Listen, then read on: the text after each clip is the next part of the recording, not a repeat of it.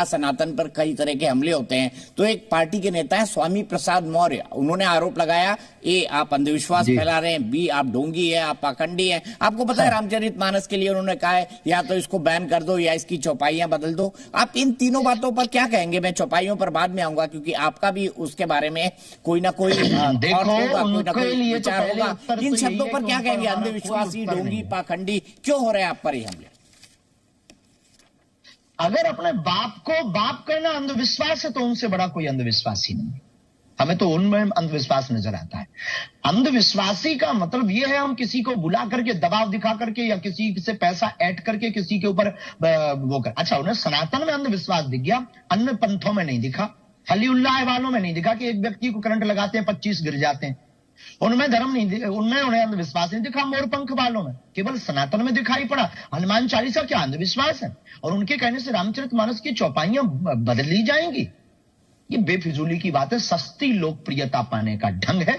और भारतीय जनता से प्रार्थना है कि ऐसे लोगों को मुंह तोड़ जवाब दिया जाए ताकि ऐसी जरूरत दोबारा वो बोलने की ना करें। और ऐसे लोगों को भारत में रहने का अधिकार नहीं है। जिस संविधान के प्रथम पृष्ठ पर भगवान राम का चित्र पुष्पारूढ़ वाला बना हुआ हो, उस संविधान को मानने वाले लोग अगर भगवान राम का प्रथम पृष्ठ नहीं मानते, उन्हीं प्रथम पृष्ठ की गाथा रामचरितमानस को नहीं मानते, ऐसे लोगों को वीजा पासपोर्ट लेकर के दूसरे देशों में रह जाना चाहिए। स्वामी प्रसाद मौर्य के लिए कह रहे हैं दूसरे पंथ से ज्यादा। स्वामी जी, आप ये क्या स्वामी प्रसाद मौर्य के लिए कह रहे हैं? कैंसर से ज्यादा खतरनाक है वो आदमी।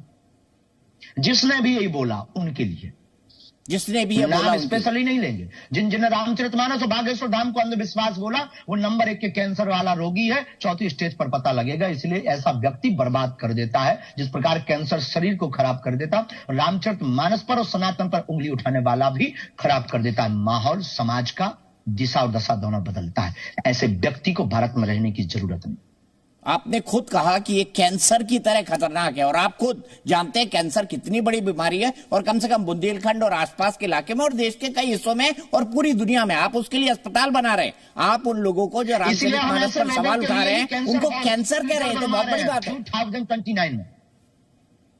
2029 तक हम कैंसर हॉस्पिटल सबके सहयोग से, संपूर्ण भारतवर्ष के सहयोग से बुंदेलखंड में बनवा रहे हैं, क्योंकि बुंदेलखंड पिछड़ा है। और ऐसे कैंसर लोगों के लिए ही बागेश्वर बालाजी में दुआ और दवा दोनों मिलेगी। जो सनातन पर उंगली उठाएंगे, रामचरितमानस पर उंगली उठाएंगे, उनका कैंसर ठीक करने के लिए ही बागेश्वर बालाजी ने हमें कृपा की है और सन्यासी बाबा ने हमें आशीर्वाद दिया है। अब उनको तय करना होगा कि उन्हें इंजेक्शन से ठीक होना है या फिर ... बाबा जी, आपने ठीक कहा कि कैंसर अस्पताल आप किसके लिए बता रहे हैं, आपने उसका पूरा विवरण दिया। लेकिन मैं आपसे एक चीज, एक कदम आगे बढ़कर और पूछना चाहूंगा। मैं ये जानना चाहूंगा कि क्या रामचरितमानस में शूद्रों या फिर पिछड़ी तबकों का अपमान किया गया है, जो आरोप लग रहा है? दूसरा, मैं ये भी आपसे जानना चाहूंगा कि अगर रामचरितमानस के बारे में बात कही जा रही है तो क्या ये करके सनातन को बांटो जातियों में और जातियों का वोट लो, इसकी भी कोशिश है?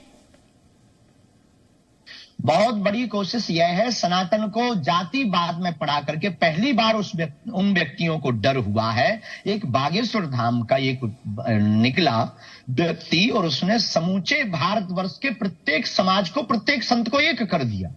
अब इनके पास कोई उपाय नहीं है तो टॉपिक को बदलना है।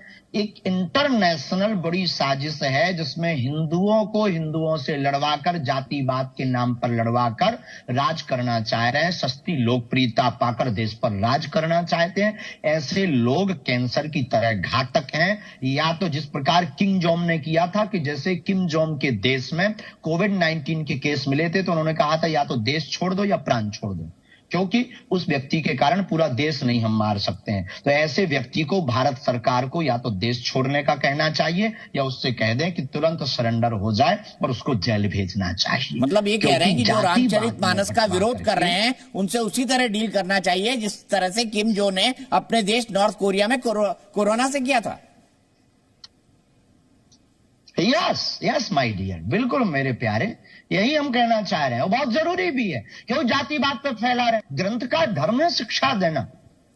ये कोई किसी जातिवाद की तरफ उंगली नहीं है गोस्वामी तुलसीदास जी की। जातिवाद की रोटियां सेंककर अपना भला करने की तैयारी है।